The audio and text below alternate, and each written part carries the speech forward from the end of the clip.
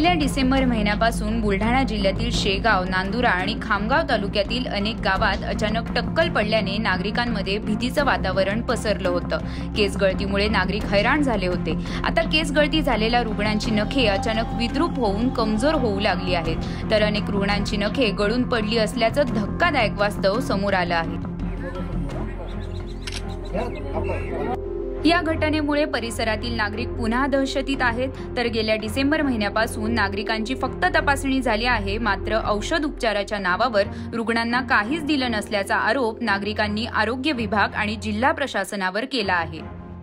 हो, डिसेंबरच्या एंडिंगलाच केस गळती चालू झाली। 3-3.5 महिन्यामध्ये केस गळती संपूर्ण थांबली।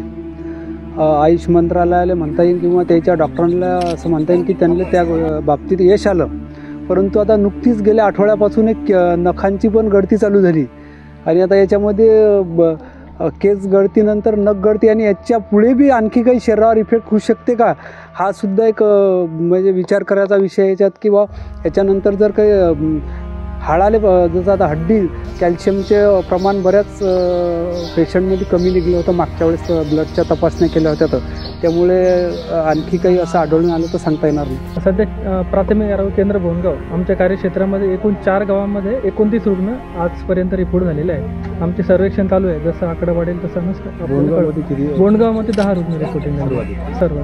पण नखाची गळती होते म्हणजे नेमकी प्रक्रिया कशी होते, किती दिवसामध्ये नख? जवळपास 8 ते 10 दिवसात ही प्रक्रिया पूर्ण होते। सुरुवातीला नखे कमजोर होतात, थोडेसे मागे जातात आणि 8 ते 10 दिवसात ते जवळपास नखे निघून येतात।